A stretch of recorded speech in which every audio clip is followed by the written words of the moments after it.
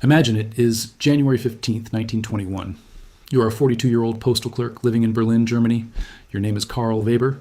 You live in a modest apartment on Friedrichstrasse. You share it with your wife and two teenage sons. Every morning you wake at 6, dress carefully, and walk 20 minutes to the post office.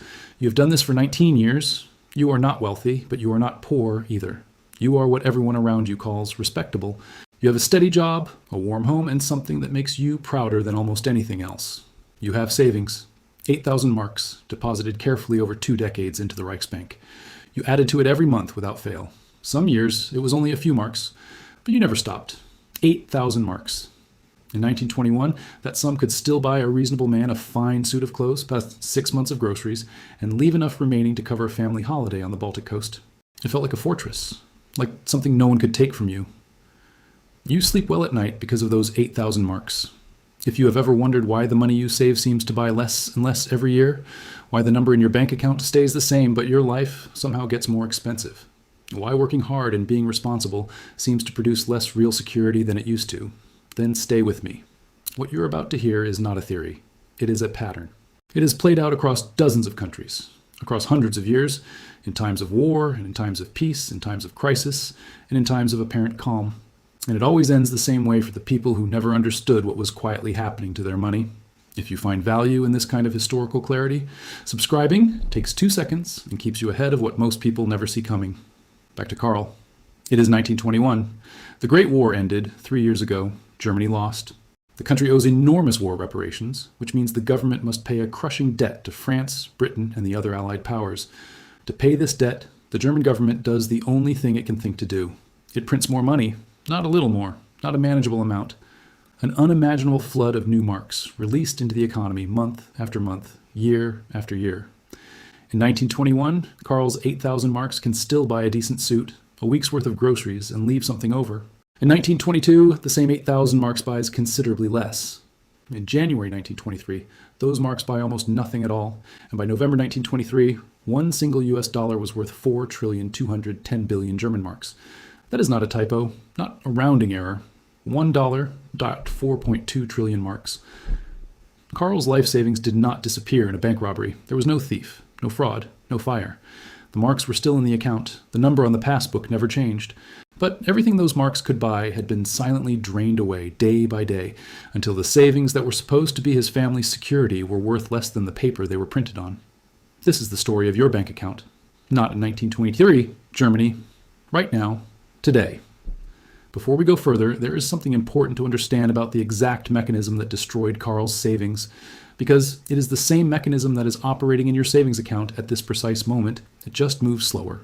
And because it moves slowly, most people never see it happening until it is far too late. Think of your savings as a block of ice. When you put it in the bank, it looks solid, dependable. The number on your statement never lies to you. If you deposit $10,000, $10,000 is what it says. But what that ice block actually represents, what it can actually do for you in the real world, its purchasing power, the amount of real things it can buy, that is something the statement never tells you. And while the number stays frozen on the page, the ice is melting. Slowly, quietly, every single day. The mechanism behind this is called the real interest rate.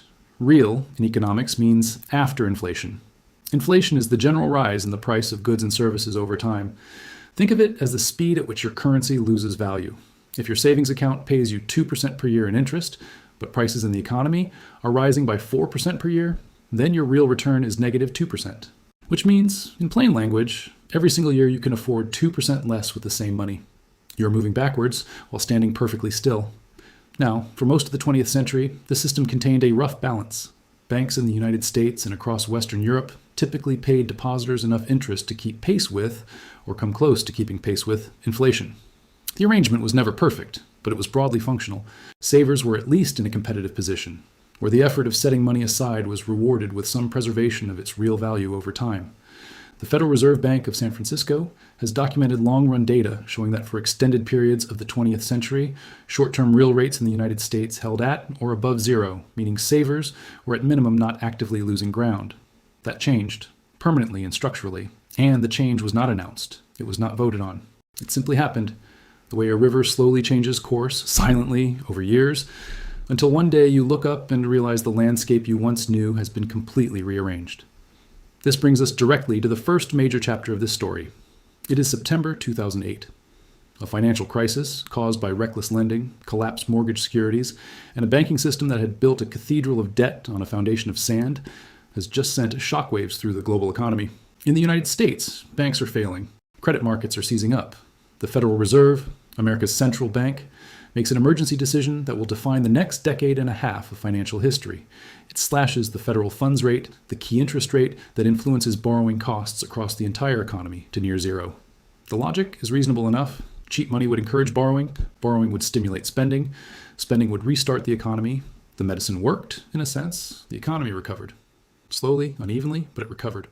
But the side effects of that medicine were never honestly discussed, not with ordinary savers. Here is what happened to the savings accounts of ordinary Americans from 2009 through 2021. According to data tracked by Forbes and the FDIC, the national average savings account interest rate in 2009 was around 0.15 to 0.221%. In 2010, it was 0.14%. In 2011, it fell to 0.05%. By 2014, it was 0.03%. It bounced slightly in subsequent years, reaching 0.35% in 2020, then collapsed again to 0.05% by 2021. Not 5%, not half a percent, 0.05, 1/20th of 1%. Now set that number next to inflation. In 2021, the U.S. inflation rate hit approximately 7% by December, driven by post-pandemic supply chain disruptions and extraordinary government stimulus spending. A savings account paying 0.005% while inflation ran at 7% produced a real return of negative 6.95%. In concrete terms, according to data from JP Morgan, the average savings account was generating approximately $100 in annual interest on a $100,000 deposit. But beating inflation required $1,283 on that same deposit. The gap between what banks paid and what savers needed just to stand still was more than 12 to 1. For 12 consecutive years, from 2009 to 2021, short-term deposit rates consistently trailed behind inflation. This was not a brief, unfortunate blip. It was the longest sustained period of negative real returns on cash savings in modern American history. Trillions of dollars of ordinary household savings quietly lost purchasing power year after year. Not dramatically, not in a way that made headlines, just silently, steadily, like water wearing down stone. A report from a British financial publication noted that poor savings rates combined with inflation had wiped 11 pence off the value of every single pound sitting in savings accounts over a comparable period in the United Kingdom. The same erosion, the same slow, invisible drain, playing out on the other side of the Atlantic simultaneously. The families who felt this most were those who had done everything right. They had worked, they had saved, they had kept emergency funds, they had not speculated, they had not borrowed recklessly, they had trusted the system. The system for 12 years paid them less than nothing in real terms. The rot was not on the surface, it was deep in the beams, and the people sitting inside the building had no way of seeing it. Now here is where it gets interesting. Because what happened in America from 2009 to 2021 was not historically unusual. It was not a new invention. It was, in fact, a pattern that had played out before, in a different country, on the other side of the world, and it lasted not 12 years, but nearly 20. This leads us to the second part of this story. It is January 1992. You are a 38-year-old school teacher in Tokyo, Japan. Your name is Haruki Tanaka. You have 5 million yen in savings, accumulated patiently over 15 years of disciplined work. Japan in the 1980s was a miracle, an economic miracle. Property values doubled, then doubled again. The stock market soared. Your neighbor bought a second apartment. Your colleague refinanced his home and bought a third. Everything felt like it was going up forever. Then, in late 1989 and into 1990, the bubble burst. Asset prices collapsed. The Nikkei stock index, Japan's main market, fell from its peak of nearly 39,000 points in December 1989 to below 15,000 by 1992, a drop of more than 60%. Property values followed. Banks that had lent recklessly against inflated assets were suddenly left holding enormous bad debts. The Japanese government and the Bank of Japan, Japan's central bank, responded with the same instinct central banks around the world would later copy. They pushed interest rates down and down and down again. By 1999, the Bank of Japan introduced what it called a zero interest rate policy. The name is exactly what it sounds like. Interest rates at zero, and they held them there with only minor adjustments for nearly a decade. The Bank of Japan did not raise its discount rate meaningfully until early 2007. That means from 1999 until at least 2007, Haruki's 5 million yen in the bank earned him almost nothing in interest. The Nomura Research Institute and multiple economic analyses document that the Bank of Japan's zero-rate environment persisted in various forms across roughly 2 decades, with brief and unsuccessful attempts to normalize rates in between. Now Japan, in the 1990s, had something unusual. It had mild deflation, meaning prices were sometimes falling rather than rising. So technically, in some years, the real return on Japanese savings was fractionally positive. But here is the deeper problem that most people miss when they study Japan's experience. Haruki did not just face low returns. He faced an entire economy in which the institutions that were supposed to generate prosperity and growth had essentially stopped functioning for ordinary people. The companies he worked for were reorganizing. The pensions he had been promised were being quietly reduced. The property his family hoped to one day own had become either unaffordable before the crash or worthless after it. Here is something I want you to think about before we go further. If you put money in a savings account that pays you almost nothing and prices hold roughly steady, you have not technically lost money, but you have lost time. 20 years of your working life, during which your money could have been put to work, growing, compounding, building towards something real. Think about that for a moment. What does a lost decade or 2 lost decades of returns actually cost you in the real world? Not in abstract percentage points, but in the extra years you would have needed to work, in the retirement you might have had to delay, in the choices that were simply not available to you. Drop your answer in the comments, seriously, because what I am about to show you next is the part of this story that most people never hear, and it changes everything. Japan's school teachers, civil servants, and factory workers entered a lost era for their savings, a period stretching across what economists came to call the lost decade. And then, when that decade ended and another began with no recovery in sight, the lost 2 decades. An entire generation of Japanese savers saw the purchasing power of their cash deposits stagnate while their government wrestled with debt and deflation. Those who owned real estate watched values collapse and never fully recover. Those who owned equities watched the market sit below its 1989 peak for 30 years. The salary workers, the savers, the people who put their faith in the bank received almost nothing for that faith. Not because of a crisis, not because of a war, simply because the machinery of interest rates had been dismantled around them quietly while they were busy working. This is not an Asian phenomenon. It is not a uniquely German phenomenon. It is not even primarily an American phenomenon. It is a human one. And nowhere in modern history has it been demonstrated more brutally and suddenly than in one small country on the eastern shore of the Mediterranean. This brings us to the third part of this story. It is October 17th, 2019. You are a 51-year-old pharmacist in Beirut, Lebanon. Your name is Rania Khalil. You have spent 30 years building a life. You own a small pharmacy in the Hamra district. You have a daughter in university, a son finishing secondary school, and approximately $180,000 in a Lebanese bank account. This is not hypothetical wealth. It is real money, earned prescription by prescription over 3 decades. Lebanon's banking system had, for years, been paying depositors extraordinarily high interest rates, sometimes 7, 8, or even 10% on dollar deposits. It felt like a gift, a reward for trust. The banks were borrowing from depositors at these high rates and lending a large portion of that money to the Lebanese government, which was running enormous deficits and paying the banks even higher rates to borrow. It was a circular arrangement, a financial pyramid of sorts, where new deposits were needed to pay interest on old ones. Economists who looked at it closely recognized the warning signs, but the ordinary depositor, the pharmacist, the teacher, the engineer who had worked abroad and sent money home, they simply saw the numbers growing and felt safe. Then, on October 17, 2019, mass protests erupted across Lebanon over government corruption, economic mismanagement, and a proposed tax on WhatsApp calls. The government's fragility was suddenly nakedly visible. Within days, banks began imposing informal capital controls, meaning they quietly started preventing people from taking money out or sending it abroad. There was no official law, no announcement, just a phone call from your bank manager saying, "I am sorry, we cannot process that transfer right now." By early 2020, the informal controls became entrenched. Rania could no longer freely access her own $180,000. She could withdraw only a small, strictly limited amount each week. And that too was often paid out in Lebanese pounds at an official exchange rate that bore no resemblance to the real market rate.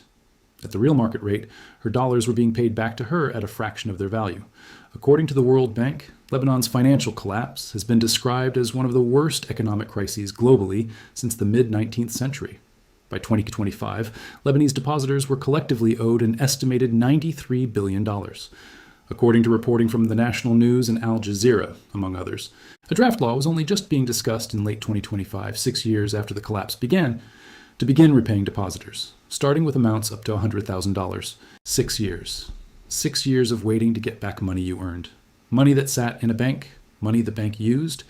And if Rania got her money back at all, it would be worth far less in real terms than what she had deposited because of currency collapse, inflation, and the invisible tax of time itself. Most people will never know what you now know. Most people will keep trusting systems they do not fully understand because they have never been given a reason not to. If you're still here, you're not most people. Hit subscribe, because the next section is the part this channel was made for. It is the part that connects all three of these stories into one single picture. The part they never put in textbooks. Now observe what all of these cases have in common. Weimar Germany, 1921 to 1923. The United States, 2009 to 2021. Japan, 1992 to 2010. Lebanon, 2019 to the present. 4 different countries, 4 different decades, 4 wildly different cultures, governments, and economic systems. But at the center of each story is the same mechanism, operating the same way, producing the same outcome for ordinary savers. In every case, the people who saved money in bank accounts experienced a gap between what the bank paid them and what inflation, or in Lebanon's case, outright monetary collapse, was taking away. In Germany, that gap became a chasm almost overnight. In America and Japan, the gap was gentler, slower, almost invisible year by year, but enormous across a decade.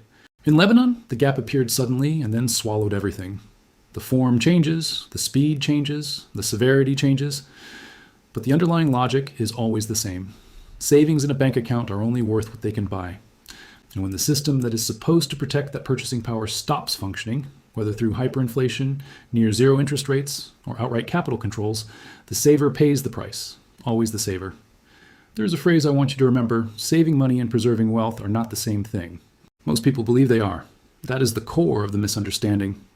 Saving money means accumulating a number. Preserving wealth means protecting what the number can actually do for you in the world. A system can easily protect the number while quietly destroying what the number represents.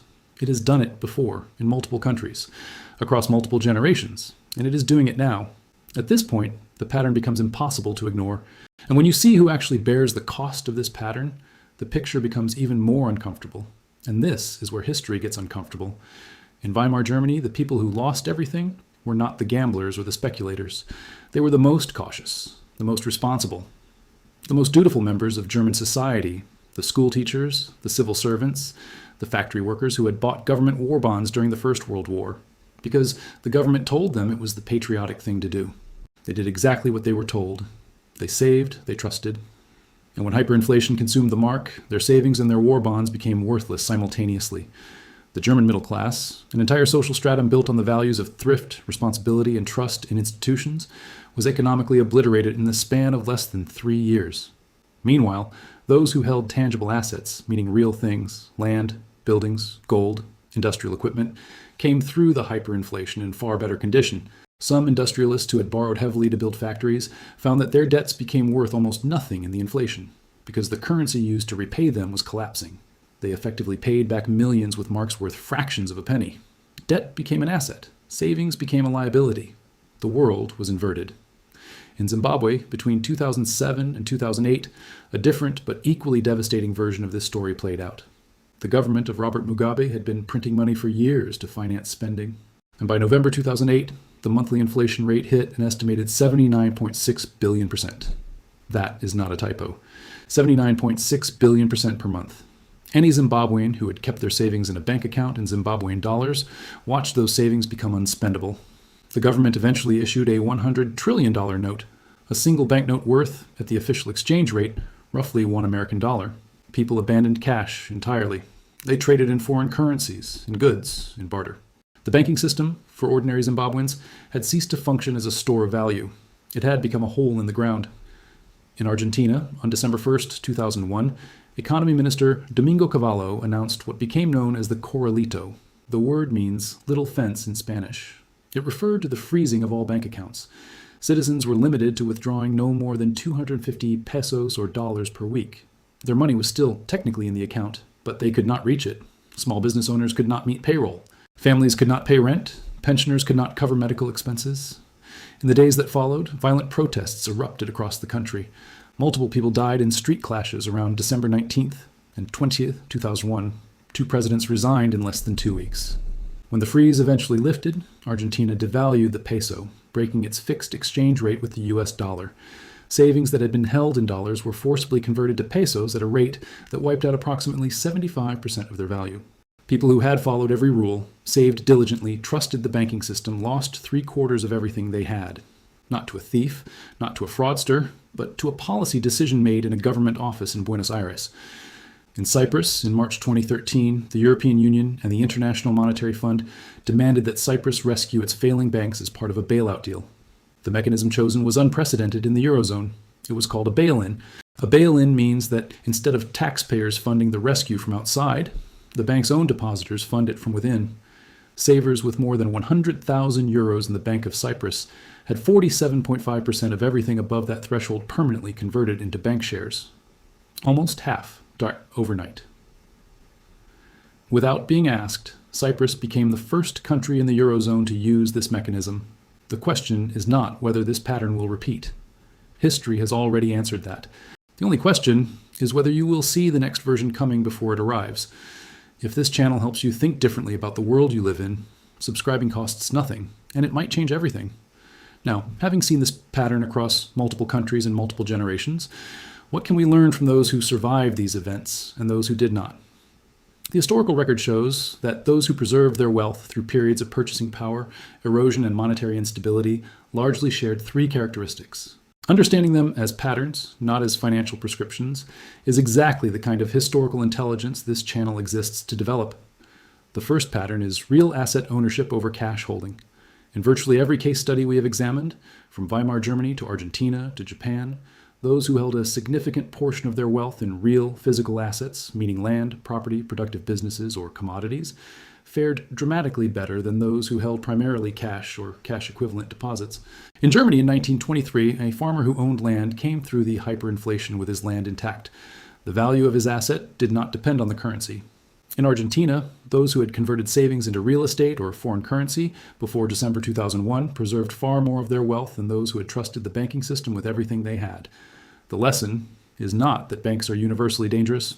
The lesson is that concentrated exposure to a single system, especially one that relies on a government or central bank to function correctly, is a historically dangerous position for a saver to be in over a long period of time.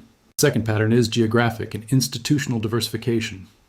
In Cyprus, the depositors who escaped the bail-in entirely were not necessarily wealthier or smarter. They were simply those whose money was not inside a Cypriot bank when the crisis arrived. Those who had diversified across different banking systems, different countries, or different institutions were not subject to the seizure. In Lebanon, those who had moved money to foreign accounts before October 2019 lost nothing to the collapse. Those who had not lost almost everything. The timing was not predicted by any particular genius. It was protected against by those who understood that no single institution, no single national banking system is permanently immune to the pressures of politics and economics. The third pattern is the most counterintuitive. In historical episodes of serious inflation or currency debasement, those who held long-term, fixed-rate debt on productive real assets sometimes benefited. Because as the currency lost value, so did the real burden of their debt. The mortgage taken out in marks in 1920 was, by 1923, worth almost nothing to repay in real terms, even as the property it financed still stood in the physical world. The debt shrank with the currency. The asset remained. This is not a recommendation to borrow recklessly. It is a historical observation about how inflation redistributes wealth between debtors and creditors, a redistribution that consistently, across dozens of historical episodes, runs in the same direction, away from those who hold cash savings, toward those who hold real assets, including those financed by debt. Now let us return to Berlin. January 15th, 1921, Karl Weber's 8,000 marks. By late 1923, those 8,000 marks that Fortress Karl had built over 19 years of 6 a.m. mornings and 20-minute walks to the post office were worth less than a single loaf of bread. Not metaphorically, as an exaggeration, literally less than the cost of one loaf of bread at a Berlin bakery in November 1923. Karl is not a cautionary tale about recklessness. He never speculated. He never gambled. He did everything a responsible man of his era was supposed to do. He worked. He saved. He trusted. Karl did not know, what no one had told him, was that the value of money is not determined by loyalty or effort or trust. It is determined by the policies of governments and central banks, by the relationship between the supply of money and the real goods and services that money can buy, by the collective behavior of millions of other people making decisions Karl had no knowledge of and no control over. The world Karl lived in and the world we live in today are not the same. We do not face 4 trillion% inflation. The number in your savings account will almost certainly not become worthless by next Tuesday. The mechanism is the same. The direction is the same. A savings account paying less than the rate of inflation is, by definition, a savings account that is losing you real money every single day. In the same way, a slow leak loses a tire its pressure, gradually that you might not notice until you cannot move at all. And the national average U.S. savings account interest rate, as of early 2026, remains approximately 0.6% annually, while inflation continues to run above the Federal Reserve's 2% target in many categories. The ice, for most ordinary depositors, is still melting, just more quietly than it was a few years ago. This is historical and educational analysis. It is not financial advice. Every individual situation is different. Events described in this video occurred in specific economic and political contexts that may not apply to your personal circumstances. Please consult a qualified financial professional before making any financial decision. What this channel offers is a framework for understanding historical patterns. What you choose to do with that understanding is entirely your own decision to make. This video is not for everyone. Most people will scroll past it, dismiss it, or decide it does not apply to them. One person in your life, a family member, a friend, a colleague who has been told their savings are safe simply because the number on the statement is not going down, needs to understand what that number actually represents in the real world. Share this with them. Not because it will change the world, but because it might change their world. Subscribe for more. I will see you in the next one.